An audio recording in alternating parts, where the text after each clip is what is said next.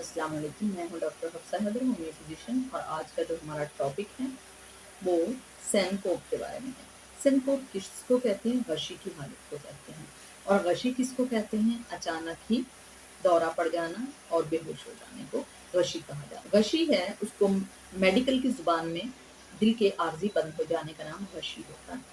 खुशी का जो सबब होता है वो अचानक कोई खुशी या गम की कैफियत या चोट लगने की वजह से ज़्यादा खून बह जाए तो गशी की कैफियत स्टार्ट हो सकती है। कुछ लोग खौफ और रंज की वजह से भी उनमें गशी का गलबा हो जाता है, और कुछ लोग बहुत नाजुक मिजाज होते हैं तो उसकी वजह से भी ऐसा होता है। जो लोग बहुत ज़्यादा नाजुक में पले होते हैं और फिर जैसे ही उनको झटका जाता है तो उनके साथ ऐसा ज़रूर होता है कि वो गशी का दौरा उन्हें पड़ जाए। इसकी अलामात क्या होती हैं? सर घूमता हुआ दिखाई देता है और ऐसे लगता है कानों में बाजे बज रहे हैं, आँखों के आगे गोल-गोल सा कुछ घूमता है या आँखों के आगे तारे आना शुरू हो जाते हैं। उसके बाद मरीज़ जो है वो चक्कर खाकर गिर पड़ता है और मरीज़ को वॉमिट सा फ़ील होता है, और जैसे ही मरीज़ दोबारा होश में आता है तो उसको दोबारा कैद होती है, और हम सही से केयर उसकी अगर नहीं करते तो 1 से 2 कह आने के बाद मरीज़ जो है वो मौत के मुँह में चला जाता है। हाथ-पाँव उसके सर्द होते हैं और जिस्म शराबूर होता है पसीने की वजह से।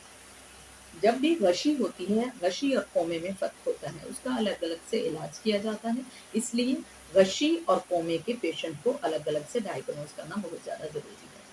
जो गशी का पेशेंट होता है उसकी नब्ज़ बहुत ज़्यादा अम, पुरसकून होती है, यानी उसकी नब्ज़ जो होती है बहुत आहिस्ता-आहिस्ता से चलती है, और उसका जो चेहरा होता है बहुत सुर्ख होता है और पसीने में तरबतर होता है, और जिस्म जो होता है वो भी पसीने में तरबतर होता है। जो कोमे का पेशेंट होता है उसका चेहरा और आँखें बहुत ज़्यादा सुर्ख होती हैं और उसको इतना शदीद पसीना नहीं होता। नब्ज़ पर अगर हाथ रखा जाए और साँस को अगर देखा जाए तो बहुत ज़्यादा खर्राटे आते हैं।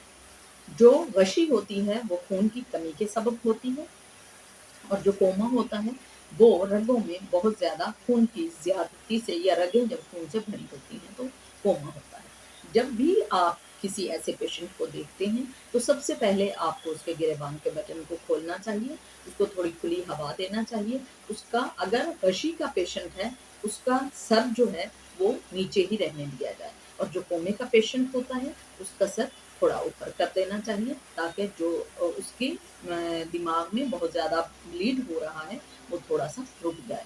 और जो गशी का पेशेंट होता है उसका सर जब नीचे किया जाता है ताकि अच्छे से उसके जो ऑक्साइड ब्लड है उसके ब्रेन तक पहुँच सके, ताकि गशी के दौरे से वो निकल सके। तो ये होती हैं गशी और कौमे की अलग-अलग सिचुएशंस। और अगर आपको गम और फ़िक्र की वजह से गशी पड़ी है तो उसके लिए एग्नेशिया बहुत ही अच्छी मेडिसिन है। अगर कोमा और गशी दोनों में पता नहीं चल रहा तो उसके लिए बहुत अच्छी मेडिसिन मास्किस 3x अगर ले लें तो वो बहुत ज़्यादा इफ़ेक्टिव है। और अगर आपको गशी और कोमा दोनों में कुछ समझ नहीं, या आपको दोनों ही फ़ील हो रहे हैं, तो दोनों के लिए सबसे अच्छी मेडिसिन है कालीफास। कालीफास 12x आप दे दें और 5-5, 6-6 टैबलेट दें, वो ठीक हो जाएगा पेशेंट। एरिया फ्लोर 6x अगर आप पेशेंट को देते हैं और थोड़ी-थोड़ी देर के बाद देते हैं तो ये बहुत ज़्यादा इफ़ेक्टिव है।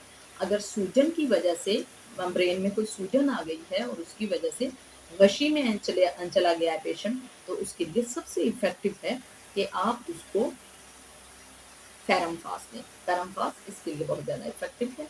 तो ये था हमारा आज का टॉपिक। अगर आपको पसंद आया हो प्लीज़ आप इसको लाइक कीजिएगा, शेयर कीजिएगा और सब्सक्राइब कीजिएगा। ओके, अल्लाह हाफ़िज़।